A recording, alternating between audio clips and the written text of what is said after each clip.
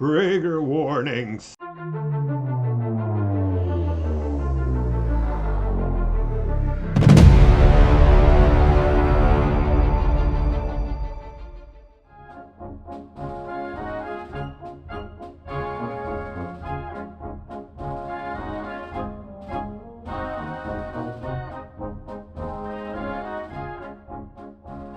had a friend comment earlier today that they were watching one of my other videos, and at the beginning of it I said something, this will be a short video, and then my friend found out that 30 minutes later the video ended, which caused him to say, oh well, I guess time is relative for people, or I forget what the exact quote is, but everybody has their own interpretation of what a short video is going to be, without realizing that I'm the one that used to send walls of text explaining my position on some, situation within our mutual campaign. That could be a possible trigger warning for the group. Now, for those of you unaware of what trigger warning means, if you're a boomer, you might realize that, it was invented by, I think the Great Generation, may have been boomers, but I think the Great Generation invented it, and it's a rating system, essentially. A rated R movie, a rated PG movie.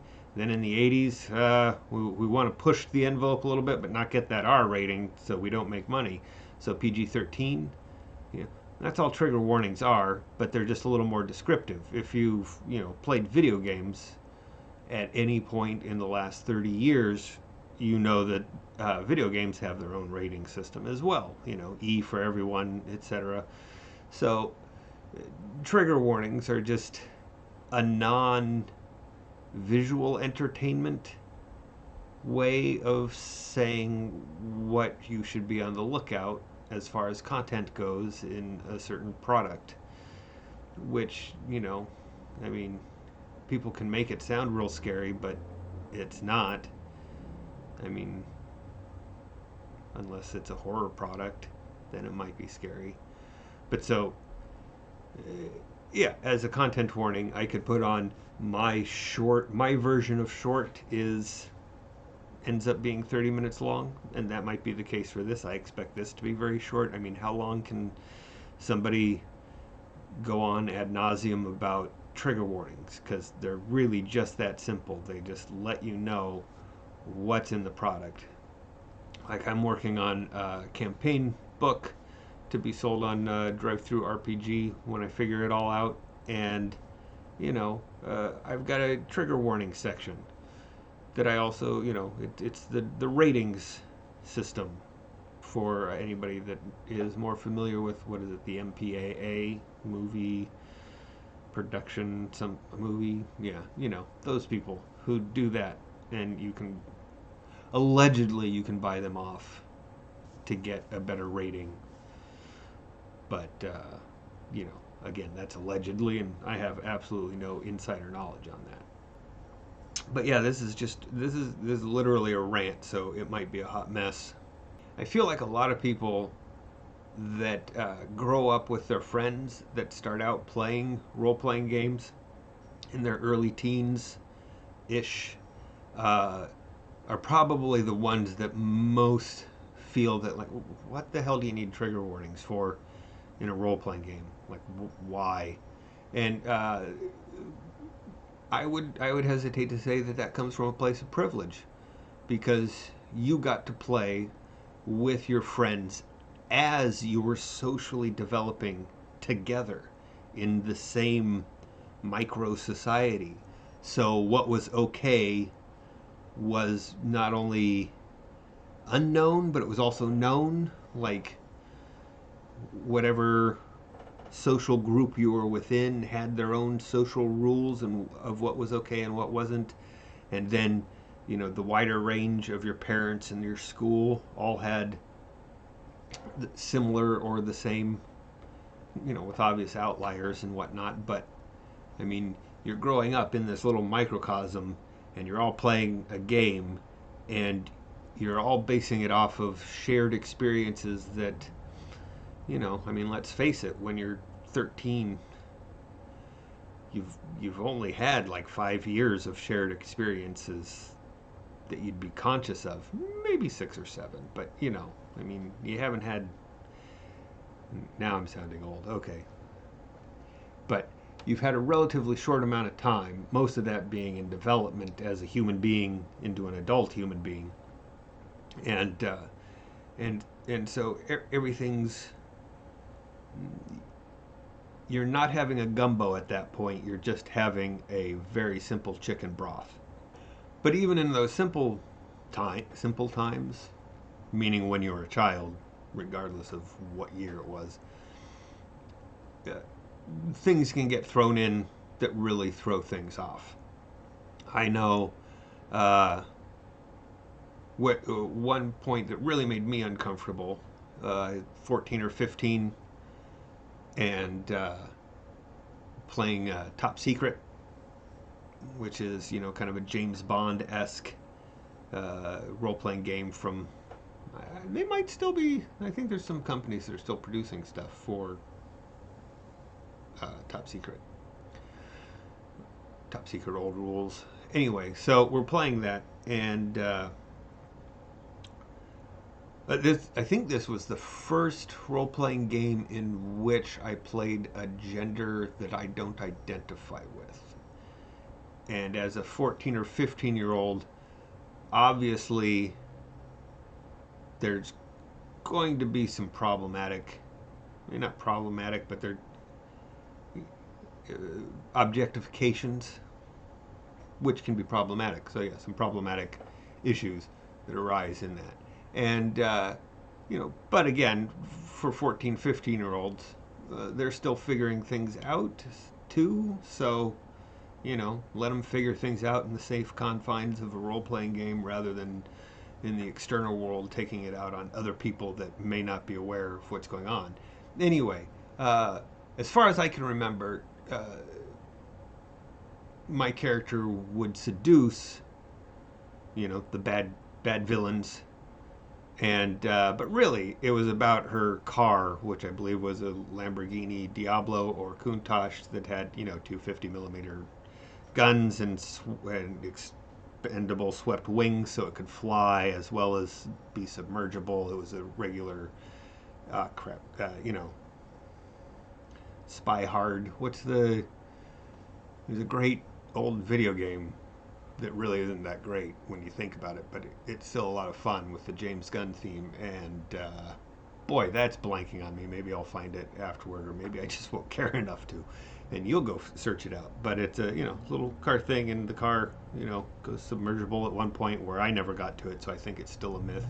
And I think it flies at one point. I remember it flying. So that's not a myth. Could be a myth. I could be lying, and then now I'm starting a myth, or a legend. But anyway, so I got this character, and partially inspired by Sarah Connor. Terminator 1, not Terminator 2, because it wasn't out yet. I don't believe it. Yeah, it wasn't out yet. And having a grand old time, spying it up. Well, then one day, the person that was doing the DMing, I think we'd take turns. It's very vague back in 14 years old, 15 years old, and so very bad things happened to my character when this other player DM'd, and it was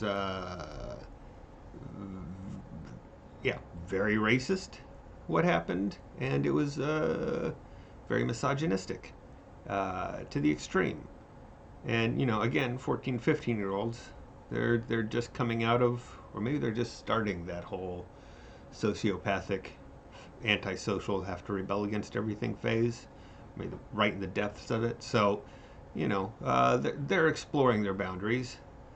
But if I didn't know this guy, if I didn't, if we hadn't grown up as much as we had, and I just came into this game, let alone if I was an adult and I came into that game and he was an adult playing with other players, like at a convention. Like, the degree to which that would be horrific and not fun, because all agency was stripped from me and my character, and I was just listening to him narrate how badly things were going in very racist and misogynistic ways. So yeah, like, it wouldn't stand. Like probably that person would get kicked out of a convention if they were just running a character like, or running a game like that at one of the open tables. I would assume, I would hope. I mean, because again, pretty horrific. Now, one way to alleviate that, or not alleviate, but one way to make it acceptable as that could be, is to openly state when people sit down at your table that this game is going to include heavy amounts of the GM narrating events as your characters are stripped of their agency, and the terrible things that may happen to your characters and likely will be racist and misogynistic. And then at least everybody coming up to that table could decide, do they want to sit through that, or do they just want to find other tables? Because as they say, no D&D is better than bad D&D. And that would be a case of bad D&D in the form of another role-playing game. And so it would be bad RPG. But why split hairs here? We're just talking about trigger warnings. So all of that is to say is that, yeah, your session 0 is where you usually, come in with, hey, this is what I'm expecting from a game, or what I definitely do not want to be included in my game, which is pretty nice. I mean, it doesn't have to take up anything but 10 minutes if everybody's on the same page. Again, if you and your friends are coming in, just get in the practice of doing a session 0 where you talk about the trigger warnings and go, look, my campaign is not going to include this, it's going to include this, but when it includes things like this, we're going to do the fade to black thing, and then you can imagine whatever you need to imagine, and then we'll pick up after that kind of stuff is done. And and yeah, and as long as everybody's on the same page, as long as everybody's on the same board of the broken boat floating in the middle of nowhere, then you're good.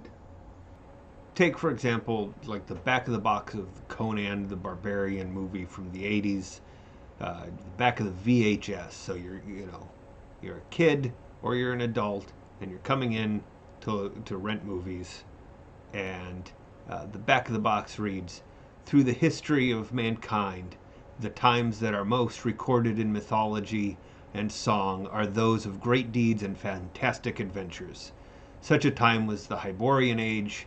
Such a tale is the story of Conan the Barbarian." First paragraph? Okay, well, don't know what's going to go on, but we know it's rated R. So, it could go either way here, but it'll probably be violent. Sumerian Conan, Arnold Schwarzenegger, is captured as a child after his parents' savage murder by raiding Vanir, led by Thulsa Doom, played by James Earl Jones, head also of the magnificent snake cult of Set. Second paragraph. Very young person kidnapping. I think there's terms I'm not supposed to say in certain orders, but very young person kidnapping. Savage murder of parents, and snake cults. So those are trigger warnings for anybody. Somebody will read that and they will go, you know what? All of these things don't appeal to me, or this doesn't appeal to me because, and it might be specific traumatic effects, or it might just be a general distaste, not accustomed to these kind of films, and the few that they have seen just puts them off, which is fair. They shouldn't be forced to watch it or forced to play a video or role-playing game like that. Third paragraph. 15 years agony, first chained to the wheel of pain, grinding grain, and then enslaved as a pit fighter, forge a magnificent body and indomitable spirit.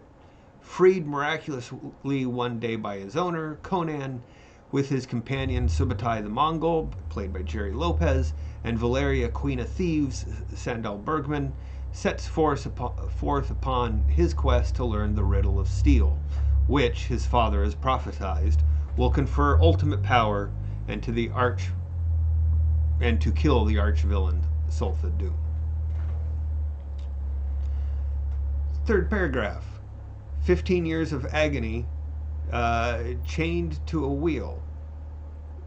Well, that's immediately after the young person was taken by bad guys, just from the parents being savage murdered.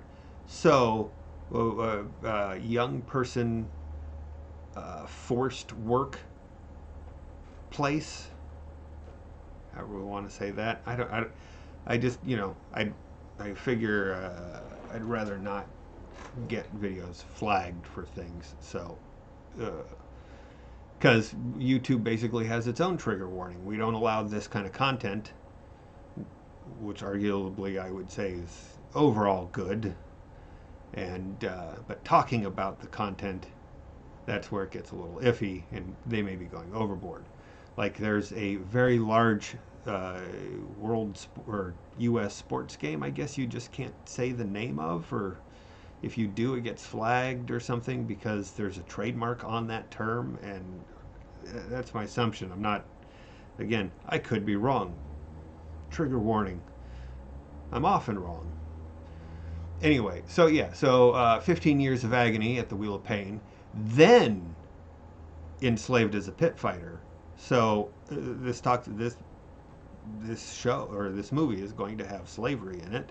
Freed, learn a riddle. Yeah, after that, kill the bad guy. Killed my parents, killed the bad guy. That pretty straightforward. And but yeah, 3 paragraphs of text give you a trigger warning so that you know whether you want to engage with this movie or not. And the same thing for role-playing games and your role-playing game at the table. A couple paragraphs just to say, hey, look, this is what's going on in this. Interesting to note is because it's the 80s, they don't talk about alcohol. They don't talk about other substances, legal or not, at the time. There is various usage of not just alcohol, but other things in the movie, but not talked about. There is played to comic relief, and I got to admit, as a 15-year-old, I found it very funny, and I'm hoping that it was stunt, but I haven't looked into it. Movies have not only the rating system, but they also have short blurbs and descriptions that often accompany that accompany when you're going to stream it. It has a description, which is usually what was on the back of the box of a DVD or a VHS or a beta, or before that, you just kind of word of mouth let you know it was a kid's movie or not. Those days were real crude. Just throw a person into the movies, let them get what they get. So maybe I've beat trigger warnings, with a violent analogy enough that I don't need to talk about it anymore. And Phil, maybe I've satisfied your shortness quota. Is this short enough for you, or do I need to add more time? As an end note, yeah, uh, that was a crazy 3 week period in January of 2023 watching Wizards of the Coast completely, hyperbolically, completely destroy their brand, only to, yeah, completely destroy their brand in an attempt to have sole ownership over the monetization of it, only to just give it to everyone in perpetuity, forever type of thing with the Creative Commons and the SRD 5.1.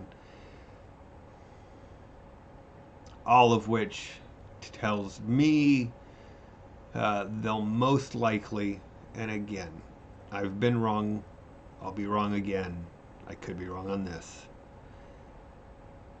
but it tells me that they're looking at just doing a completely separate one D&D license that is all theirs, unless the people at the head of all of this get fired. If the people at the head of all of this get fired before any new announcements over one D&D in the direction it's going, if one D&D keeps going in the same direction as being completely backward compatible with 5th edition, and they just have those new rules copyright it, like, what are they going to do? They're going to copyright it. See, Fizigu doesn't know what he's talking about when it comes to business half the time. But my assumption is they're going to try to lock it down in some way so that when they put it on their own virtual tabletop, it's the only place where you can play the new version of Dungeons and Dragons. Unless the heads get fired and they keep going in the direction they initially started with when they thought they could lock down 5th edition and get rid of the OGL 1.0A, and if they keep going in that direction and make the new edition completely backward compatible,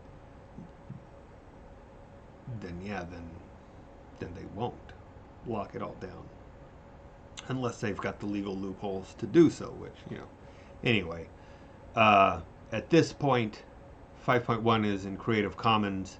We all know never to trust Wizards of the Coast again, and we should all really take heavily to learn that any body of government that takes its direction from a small group of people